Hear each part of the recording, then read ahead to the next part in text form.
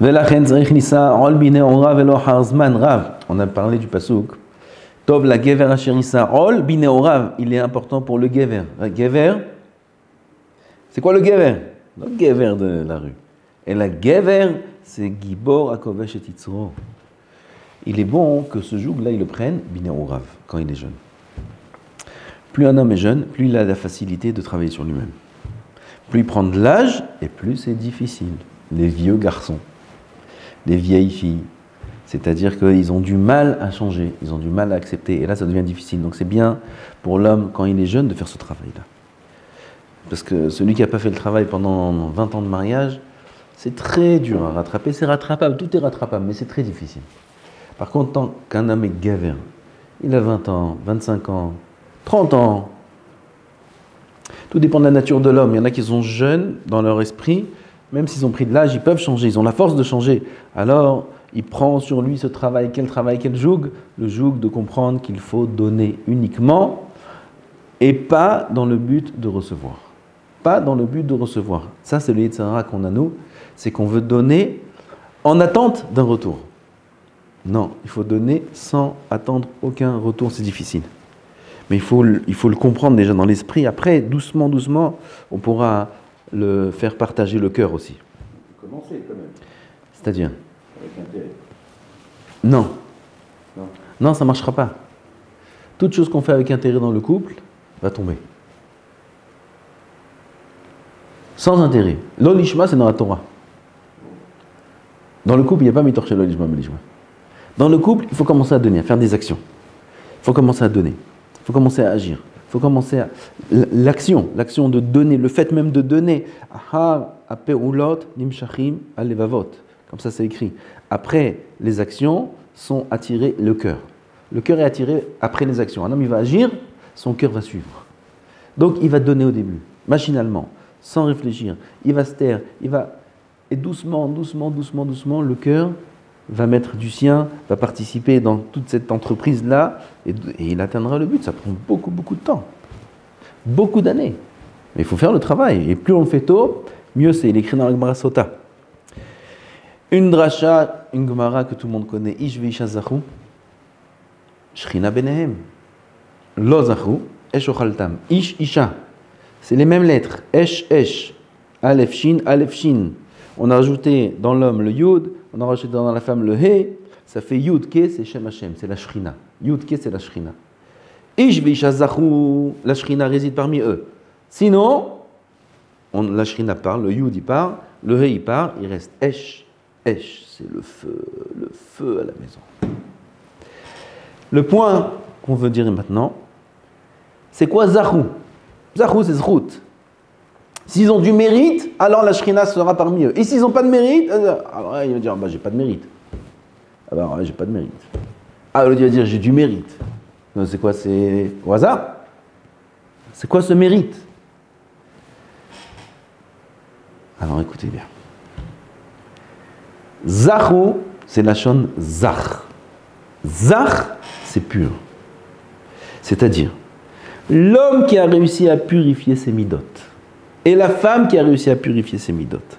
Ish veisha zachu, s'ils ont réussi à une zakout, à purifier leurs actions et leurs midot. Et c'est quoi purifier les midot? C'est de faire le but pour lequel on est sur terre, qui est celui de donner. Je parle pour l'homme. Zachu, la Shrina réside parmi eux. Si l'homme et la femme, ils font un travail ensemble, c'est ensemble, c'est clair que c'est ensemble. Nous, on s'adresse aux hommes. Mais c'est clair que la femme aussi a une part de travail à faire. Mais pour l'instant, on ne s'adresse pas à la femme. Puisque là, on parle du rôle de l'homme qui est celui de donner et de ne pas recevoir, sans but de recevoir. C'est un travail dur. S'il fait ce travail, ça s'appelle qu'il est mis d'aker. Il se purifie. Il est zach. Alors si zacha, ou zacha, un homme qui est zoché, celui qui fait le travail, qu'est-ce qu'il gagne? $1 million. Il gagne. Qu'est-ce qu'il gagne? Que ses enfants ils sont en bonne santé. Il gagne que sa maison est une maison de bonheur. Qu'est-ce qu'il gagne? Il gagne beaucoup plus que ça. Il gagne tout. Il gagne que la Shrina réside dans sa maison. qu'Hachem Itbarach réside dans sa maison. On n'est pas conscient de ça. On a l'impression que dans la maison, le rapport entre l'homme et la femme, c'est encore un petit sujet dans la religion. C'est une branche. C'est une branche dans la religion. Il y a la tfila, il y a le Shabbat, il y a la nuit, il y a ça, il y a ça, il y a ça. Puis il y a le Shlom Bayit, c'est une petite branche. Une branche. C'est ce qui fait résider Boré en l'âme dans ta maison. Akadosh Baruch Hu, il est avec vous, dans la maison. Dans quelles conditions? Zachou, si l'homme, il comprend seulement qu'il doit faire un travail. Qu'il doit faire un travail. Rabotai, essayez. Essayez. Essayez. On voit ça de nos yeux. Quelqu'un qui fait sur lui un travail, sa femme change. Sa maison devient une maison de bonheur. Il y a la simra dans sa maison. Les enfants grandissent de manière épanouie. Ils sont heureux. Il faut juste que nous, les hommes, on comprenne que c'est notre part de travail. Notre part de travail est de donner sans aucune intention de recevoir. En faisant ça, on va recevoir beaucoup plus qu'on a imaginé recevoir. Le Yetzer Hara, il me dit, non mais attends, si je fais ça, alors quoi je vais? Alors je suis quoi? Alors je vais faire quoi? Alors quoi? Alors on va me manger, on va monter dessus, on va marcher dessus, et je vais rien recevoir. Et où est ma place? Donc l'homme, il se préoccupe de qu'est-ce que je dois m'approprier? Qu'est-ce que je dois recevoir? Dans quel contexte je dois exister? Alors il va faire des actions qui sont l'inverse du but pour lequel elle a été créée.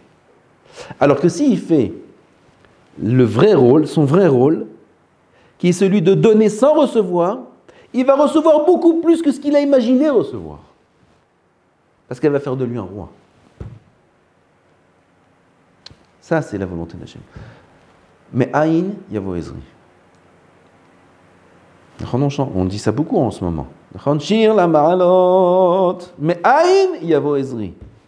L'homme, il croit que son aide, c'est-à-dire sa réussite, ce qui va s'approprier de choses dans ce monde-là, elle va venir du fait qu'il va s'imposer, qu'il va diriger, qu'il va donner les directives. Alors là, je vais recevoir, dans le monde du travail, dans ci, dans ça.